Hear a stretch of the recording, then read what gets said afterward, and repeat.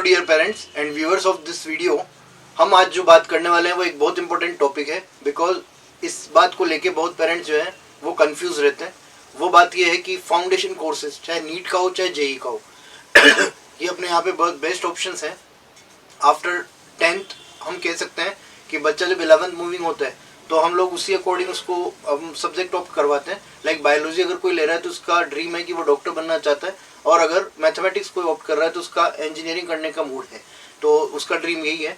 चाहे वो कहीं से भी करे, चाहे वो जेई एग्ज़ाम की तैयारी करना चाहता है तो वो जो है मैथमेटिक्स जेई की तैयारी करता है तो ऑब्वियसली अगर क्रैक करता है तो आईआईटी से वो बीटेक करेगा, या फिर आजकल जेई मेंस के थ्रू अलग अलग स्टेट लेवल जो कॉलेजेस हैं वो और नेशनल एनआईटीज जो है वो भी उसी थ्रू मिलती है। तो मेन बात ये है कि उसका ड्रीम जो है वो बीटेक करने का है। तो सीधी सी बात मैं ये कहना चाह रहा हूँ कि फाउंडेशन कोर्सेज से रिलेटेड हम बात करेंगे। जैसे अभी एक गाइडलाइन भी गवर्नमेंट ने जारी की है कि 10th तक के स्टूडेंट्स जो है कोचिंग में नहीं जा पाएंगे। वो एक जनरल कोचिंग्स के लिए है, फाउंडेशन कोर्सेज के लिए नहीं है। वो सभी बात है, लेकिन वो फाइनलाइज भी अभी तक नहीं हुई है। उसमें आगे फाइनल डिसीजन क्या रहता है वो अभी फाइनल नहीं है।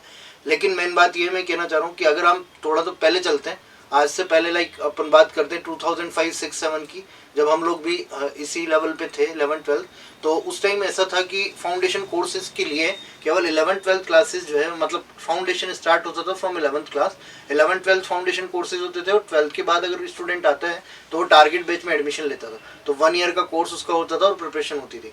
तो बात यह है कि अगर उस टाइम देखें तो वहाँ पे प्री और मेंस होता था 2006 तक, और मेंस जो है वो रिटन एग्जाम होता था। तो कहीं ना कहीं हम ये नहीं कह सकते कि अपन 15 साल पहले 20 साल पहले की बात कर रहे हैं तो एग्जाम लेवल इजी होगा, ऐसा बिल्कुल नहीं था। एग्जाम लेवल बहुत हार्ड हुआ करता था उस टाइम भी। इवन अगर देखो तो उस टाइम अगर सारे एग्जाम्स के लेवल की बात करते हैं तो आईआईटी जेई का जो प्री और मेंस था उसकी रैंकिंग काफ़ी अच्छी हुआ करती थी। कि अगर आप एग्जामिनेशन लेवल की बात करते हो तो उसमें बहुत अच्छा था जब प्री और मेंस होते थे। बट मैं ये कहना चाह रहा हूँ कि उस टाइम भी सभी स्टूडेंट्स थे, सभी एक ही जैसे होते हैं, कोई चेंज नहीं होता। तो वहाँ उस टाइम जो था वो भी स्टूडेंट्स प्रिपेयर करते थे और वो भी उसी एग्ज़ाम को क्रैक करते थे। बात ये आती है कि अभी जो है इवन 9-10 जो है, फिर बाद में जब 11th 12th में सक्सेसफुल रहा तो 9-10 से फाउंडेशन कोर्सेज स्टार्ट हुए, और आज अगर आप देखते हो तो 5th क्लास से ही फाउंडेशन कोर्सेज स्टार्टेड है।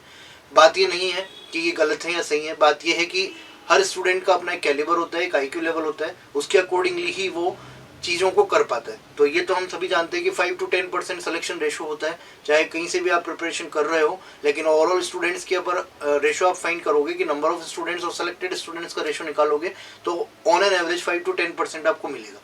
10% से क्रॉस अगर होगा तो 1-2% मान सकते हो, बाकी यही रेशो रहता है।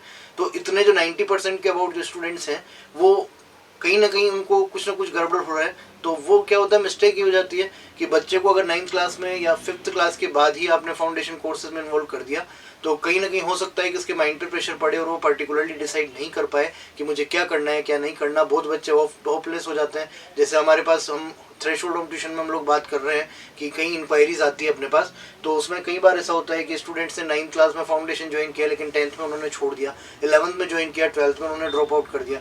तो कई बार ऐसा हो जाता है। तो मेनली बात यह है कि अगर स्टूडेंट 9th 10th भी पर्टिकुलरली फोकस करके प्रिपरेशन करता है। एक सेकंड बात ये, आजकल स्कूल्स ने भी इंटीग्रेटेड जेई के नाम से या इंटीग्रेटेड नीट के नाम से कोर्सेज स्टार्ट कर दिए जिनमें स्टूडेंट्स की क्लासेस लगती है आफ्टर स्कूल, तो वो लोग भी वो चीज़ करवाते हैं।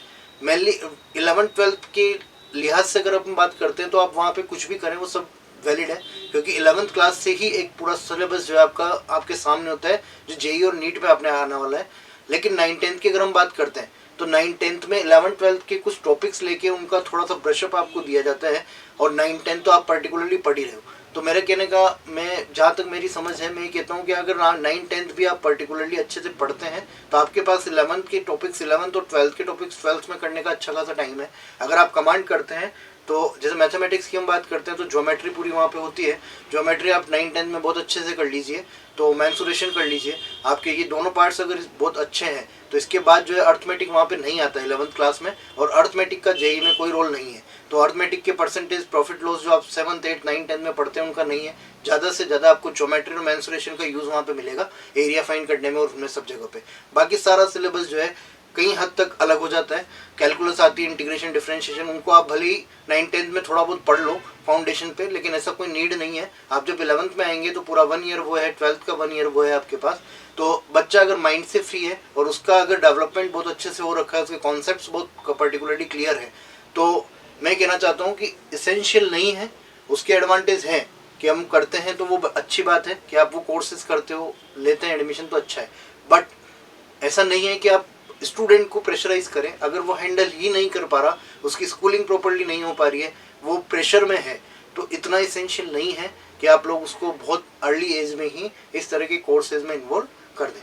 तो आगे हम इसको बढ़ाते रहेंगे, काफ़ी टाइम हम इस बात पे बात करते रहेंगे। आपको अगर ऐसी ही कुछ अगर लगता है कि नॉलेजेबल बात है, या फिर आपको सोचने लायक इसमें थोड़ी सी हेल्प मिलती है, कि आप कोई डिसीजन लेने के लायक इस बात से कुछ समझ सकते हो कि आप डिसाइड कर सकें, तो हमारे चैनल को ज़रूर लाइक और सब्सक्राइब कीजिए। और साथ में ये भी है कि अगर आपके स्टूडेंट को किसी भी तरह के कोई डाउट्स आते हैं, या कहीं भी आपको लगता है कि आपको किसी पर्टिकुलर ट्यूटर की नीड है, तो आप हमसे फ्रीली जो है कांटेक्ट कीजिए। आराम से हमें गूगल सर्च कर सकते हैं, या हमारी वेबसाइट www.thresholdhometuition.in पे जाके आप हमसे इंक्वायरी कर सकते हैं। Thank you so much, all the best, bye bye.